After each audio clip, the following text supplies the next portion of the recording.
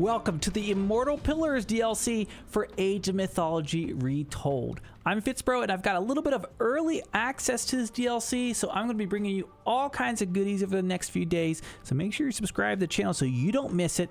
But we're going to start off by showing you this brand new Chinese Pantheon. Let's take a look at this tech tree. Look at this. We've got Nuwa, we've got Fuxi, and we've got Shennong, our three new major gods for the Chinese Pantheon, which is brand new. And we're going to dig a little bit in these tech trees.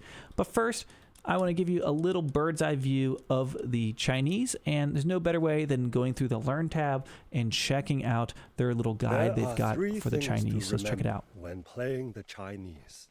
First, the Chinese gather resources and construct buildings with two different units, the peasant and the Kuafu.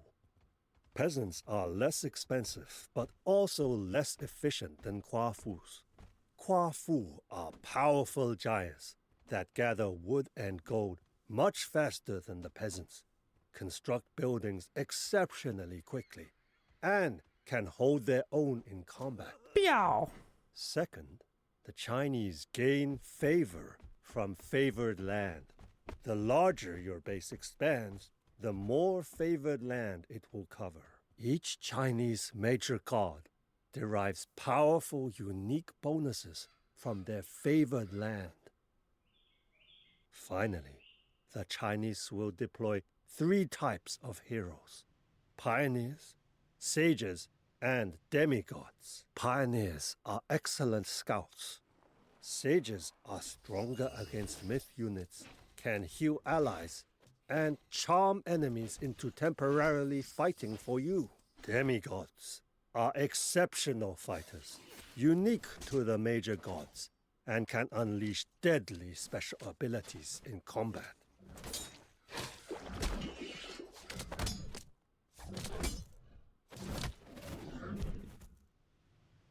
Okay, guys, so there you have it. That's your little intro to the Chinese.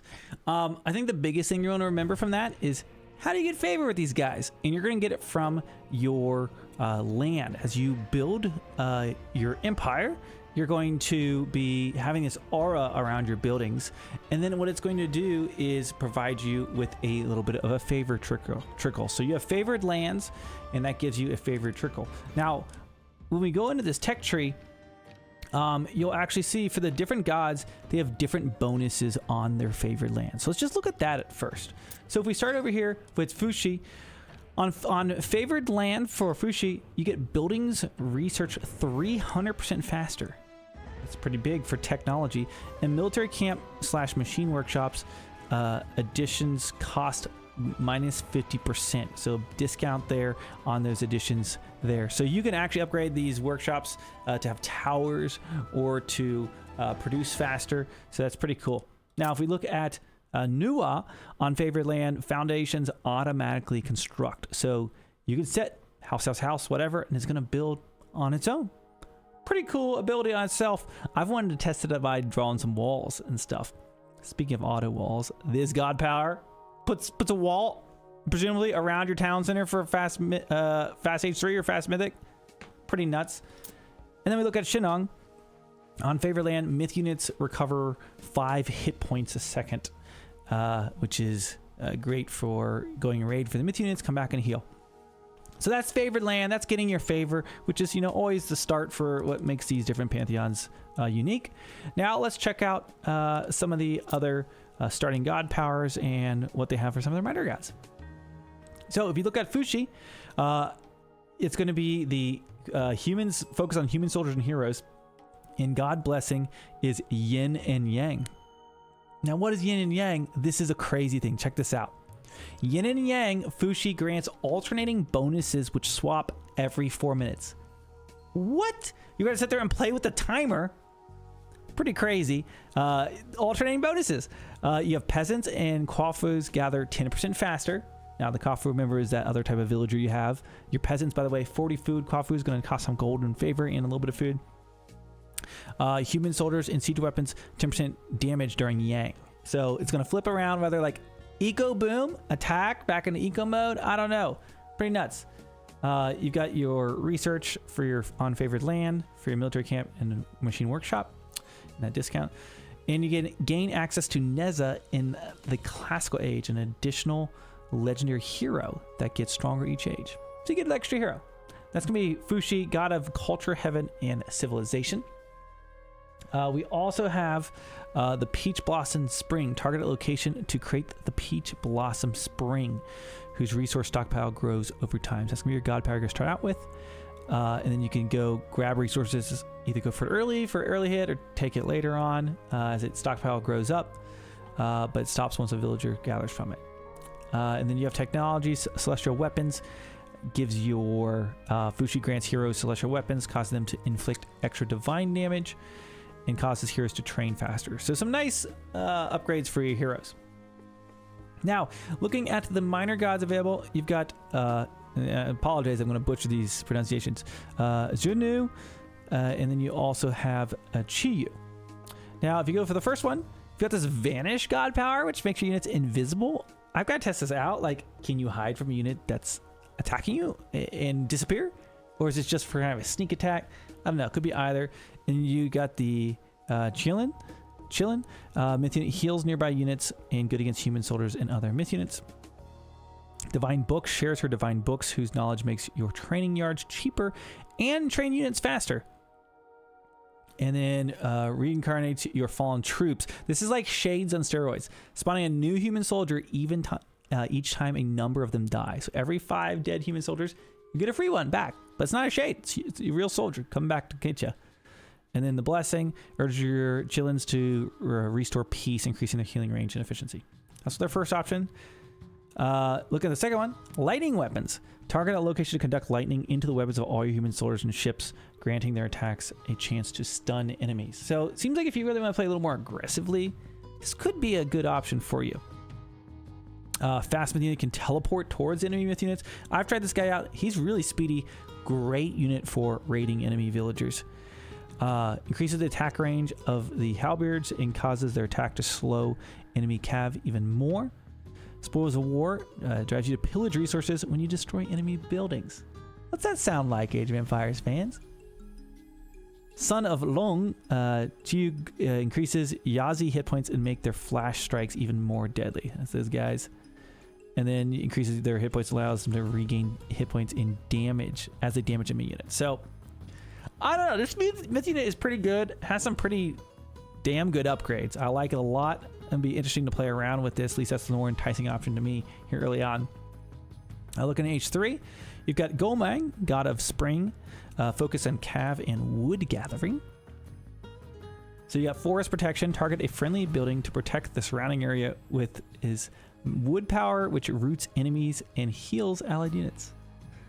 The trees are alive here with this god power. You've got Tau, kind of ugly looking guy. Myth unit with high durability, can charge to temporarily increase movement speed. Good against buildings. So kind of a big hulky type guy. Vibrant Land brings an early spring, causing trees to periodically grow near houses. Allow you to gather wood faster and deposit into houses. Kind of like a torp or something. I don't know. You get some trees next to your houses. Hooves of the Wind imbues your cav with the power of the wind, increasing their speed and hack armor. By the way, all your cav for the Chinese, you'll get in the third age out of your, I don't know what they call it, castle, palace, whatever it is that your age 3, keep building. Drives, and they have 2 types of cav, by the way. Frenzied Dash, Gobang drives Taoists to dash faster and deal more damage. And then Maelstrom stirs up sea storms, allowing arrow ships to summon vortices while attacking. And Donjian claims a chance to spawn a Maelstrom upon attacking a naval unit. Crazy. Okay. Look at the other option. I really like this. Drought is pretty cool. Targets an area and spreads a drought, which makes all of the buildings easier to destroy and prevents construction or repairs.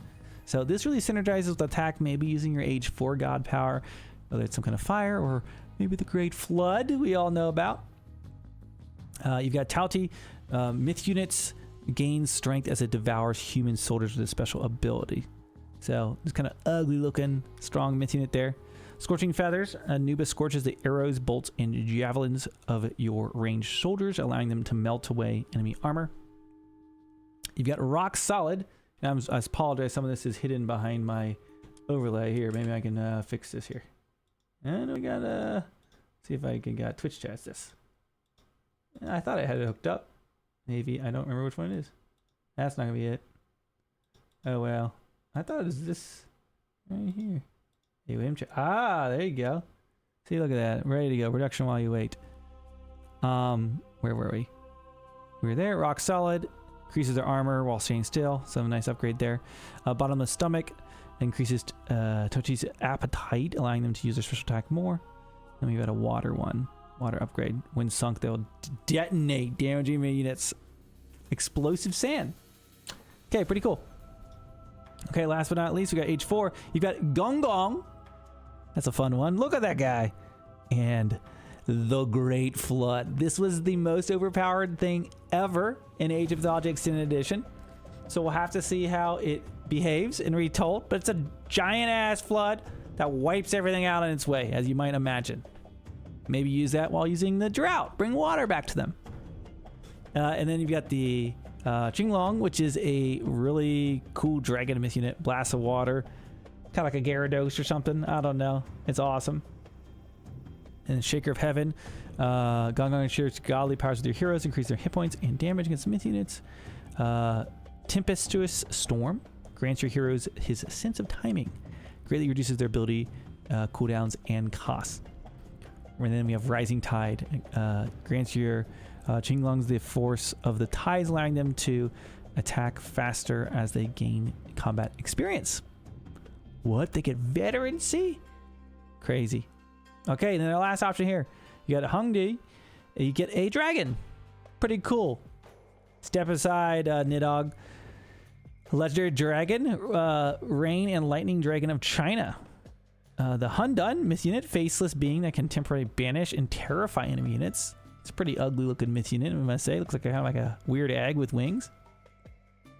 Zhonyan's Bloodline temporarily grants infantry units ability damage, additional damage and regeneration while fighting when nearby allied units die.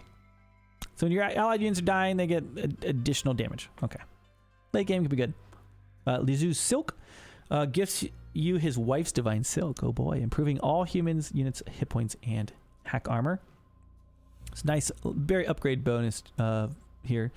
Hongdai calls forth all fighting men, decreases the cost of military camps and their units. All your units get cheaper. Talk about some crazy military upgrades. And the Power of Chaos deals more damage until they units they temporarily banish to the void. So I don't know about you, but reading this, I don't know. It kind of feels to me that maybe these upgrades a little stronger, but that'll be up for you to decide. That's a bird's eye view of Fuxi. Let's take a little look at the right side here at this tech tree. And I'm not going to call out every little thing on the tech tree because you guys know what a lot of these things are, but I'll call out what's different for Chinese. So, of course, you've got the Kofu, which is going to be your unique villager-gatherer type unit. It specializes in wood and gold and building. Okay, so typically you don't want them on food, you want them on wood and gold. They're not cheap, as you can see. And then you got the peasant, a little bit cheaper food. Going to be better to have on food and then spread out on wood and gold as you need to. But you've got two different options here for your eco. Everything else pretty standard there out of the town center. Now here we have the silo. There's no lumber camp, nothing for gold drop off. It all goes to the silo. 50 wood. You can deposit anything there. All of your standard upgrades. Of course, depending on how you age up, you can get the vibrant land to spring trees out of your houses. But everything else pretty standard there. We keep moving on. Again, vibrant land. You can also get it out of your house. We got wall upgrades, one for each of the ages. And we look at the water. I'm not going to be super adept at all of this, but we've got some different myth units here that's going to be available. Strong aquatic unit with a regenerative shield. Drought ships, if you go for Nuwa. And then you've got the Swanwu, amphibious tortoise, and snake with heavy armor. There you go, some water myth units. Then you've got the transport ship, a Laoshan siege ship, your hammer ship, the Mengchong, and then your arrow ship, the Dojiang. Okay, that's going to be for water. And then we keep moving on here. At your temple, you can get your pioneers, which are kind of your scout unit. It's got some special abilities. They get lanterns. You can get some cool different upgrades for your lanterns. By the way, this last one, sky lanterns, explode when destroyed during... You can send in fire flying bombs in the last age. Pretty nuts. And we got all those myth units we just got done going through previously. Won't go through that again. Tower wise, you got these upgrades. Guard tower, increase hit points attack, and then you go up to a crossbow tower. And I think it's one of the minor gods for you'll see for one of the other pantheons. You can make guard towers on your walls. It's gonna be your defensive one there if you go up with this guy. Okay, your standard upgrades. A few of those specials, of course. We talked about Master of Weaponry. We got Scorching Feathers. So just some nice additional upgrades you can get for your units. Not to mention some of those late game ones for the Divine Silk. Now, military-wise, you're going to be looking at... Oh, we can't miss the fact that you can train these mechanical ox caravans on any town center to collect gold and return to your market. But you can get this upgrade, which allows you to get them earlier, and trading with allies grants you extra resources, and they go faster on favored land. So, pretty nuts, pretty crazy. Now, your military, you got two buildings to choose from. You're going to have the military camp, which gets your foot soldiers, or you can get your machine workshop. Now, both of these can be upgraded with a tower. So you click on it, and you get a tower there to defend, kind of like a blockhouse, maybe 3. Or you can speed up its production. So you got two different options there. You can see you're going to have a swordsman. It's going to be your kind of mainline infantry. You've got your counter cav, your halberdier, and then you've got your javelineer, which is good against other ranged soldiers. So that's going to be kind of your line infantry. And then when we look at your machine workshop, you're going to be getting fire archers out of that, which are good against infantry and decent against buildings. You get the Chokanu, which is a crossbow with a rapid fire attack, going to be good. And then you get some siege units. So you've got this axe cart, which is absolutely wild. And then you get the siege crossbow, which is artillery. So those are your kind of your main military options. We'll keep moving along here. So we've got Imperial Academy is a unique building you build the Chinese. Imperial Academy, haven't seen this before. Building of higher learning that produces heroes and researches unique Chinese upgrades. So you can get all these heroes we're going to see here with different abilities. But then you also have got the Celestial Weapons upgrade. You got the Tai Chi upgrade. And then, these heroes we talked about. So, pretty cool. The late game heroes are really good. I like them a lot. And then, there's their the Baolai Chinese ballets fire arrows and garrison units in the training. So that's your castle for these guys. And you can get either the White Horse Cav, which is good against most ranged soldiers, quite quick, speedy, and then you have this Elite Tiger Cav. And it dismounts and fights when felled, which is crazy, and good against Cav and ranged soldiers. So that's going to be your Cav options there. Some nice upgrades for them. Bullets your Cav units in the face of defeat, increasing their armor as they lose hit points. So they kind of get stronger as they get hurt. Power of the Wind, increasing their speed and hack armor. So that's a very brief overview there. That is going to be Fuxi. Let's keep moving on now to Nuwa. Now Nuwa is going to be focused on peasants, Kofus, and defense. Creator's Auspice is your blessing, which is right here. Reduces peasant costs and improves buildings hit points as you earn favor. Nice kind of defensive trait. Foundations automatically construct when you're building on your favored land. Building spread favored land, +1 range further, so you get additional favored land, more favor coming in, and then you get additional Cav hit points. So nice Cav god focus. Okay, so we looked at the Auspice. There's also creation. Target a location to create a number of clay peasants that last for a couple minutes. Spawns more peasants in later ages. So there you go. You can get some clay peasants out there. Scare all the birds away. Kofu Chieftain. Nuwa creates a Kafu chieftain, a powerful hero Kafu who respawns when lost. So you basically have a hero villager, right? And Mountainous Might imbues Kafus with the power of the mountains, making them much stronger. So I know this is a 10-in just to keep them alive, or to actually use them as like a little bit of defense or even attack. I don't know. There's gonna be a Kofu all in, right? Certainly someone's got to come up with it. It'll be Joey Bads. Okay, looking at age 2, we already looked at this one from the previous, so we'll skip over that. You can go back if you want to see it. But Hotu, which we also looked at as well, I like a lot. You get the earthing wall, you get this flying tiger, you get the upgraded defenses, you can get towers on your walls and stuff. Not to mention more resources from this. It's hard for me to say to skip out on Hotu. It's really good. Okay, looking at the third age. We checked out Gomang already. You got all this tree focus. You got the Tao, right? We looked at this. Some cav upgrades. The Maelstrom. But looking at our other option down here, we got Roshu. Roshu, you get Fei Beast. So this is actually the exact same options as we saw over here. Did we? Maybe not. I mixed them together, so we don't have that yet. So you get to summon poisonous beasts here, and you get these guys. There's different type of beasts. Look at this. Task picks you on any town center to collect gold and return it to your market. Longer routes produce more gold. Like what? They have myth unit traders. Crazy. Powerful strike here with Bayu. Gild sunlight into the shield of the Dao swordsman greatly increases their pierce armor. Roshu dispense justice through your infantry's weapons, improving their damage, especially against myth units. Autumn Abundance upgrade for your myth trader allows them to earn food and wood in addition to gold while trading. Whoa! Red's Cliffs Fleet retrieves shipwreckage, spawning a free Meng Chong each time several are lost. A weird little ability, but there you have it for the sea. And then looking at the last age, of course you got the Great Flood and all the goodies that come here with Gong Gong. And then on the other side, maybe one of my personal favorites so far. You've got Zurong, which gives you all these fire. This is like an incendiary bomb on your opponent's base. You get the Zuki, which I totally butchered. Chuchi? I don't remember. Myth unit gathers spiritual fire with its wings. It's absolutely amazing. You launch that in.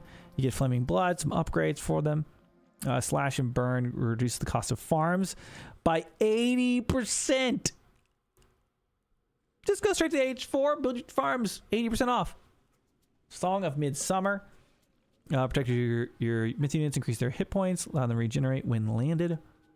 And then the Southern Fire increases fire archer damage, causes them to ignite enemy units and buildings.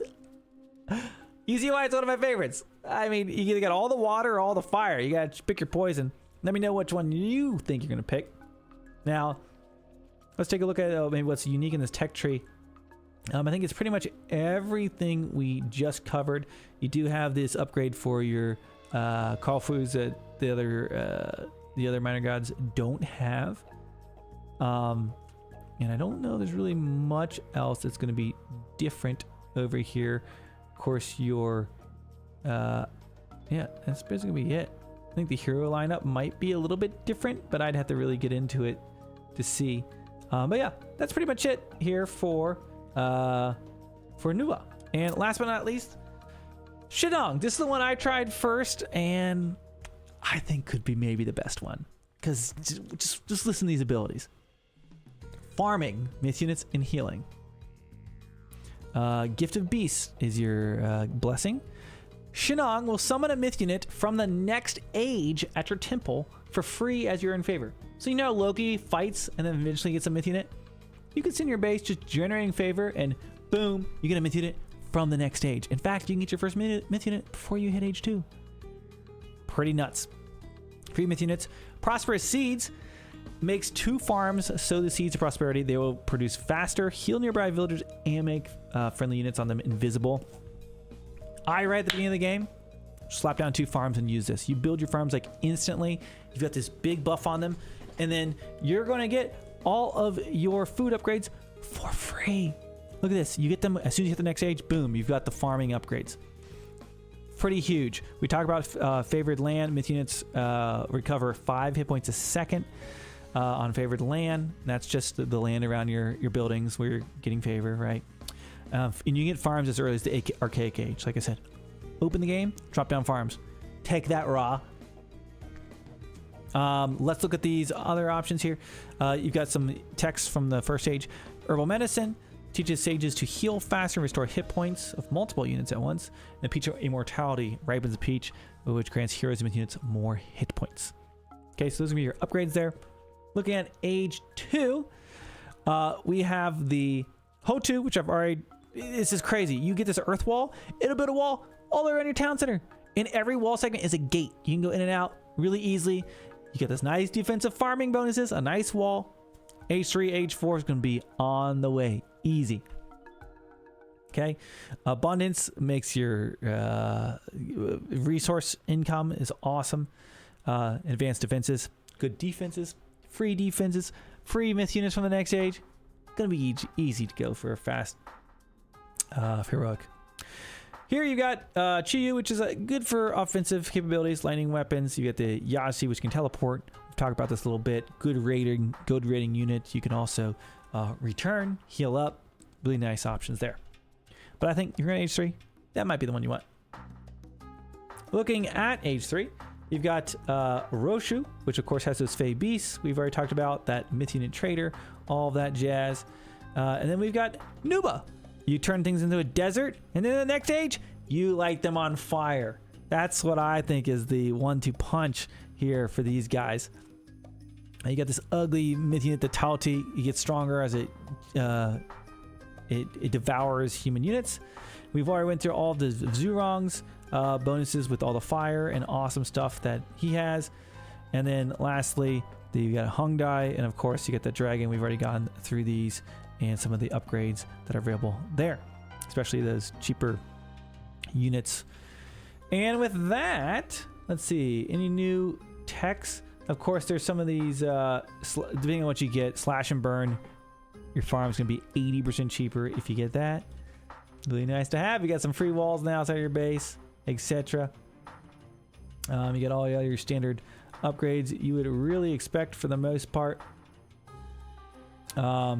And then you've got your Imperial Academy, where you can get your Herbal Medicine, you can get your Peach of Immortality. And oh my gosh, this guy is huge. This hero is absolutely awesome.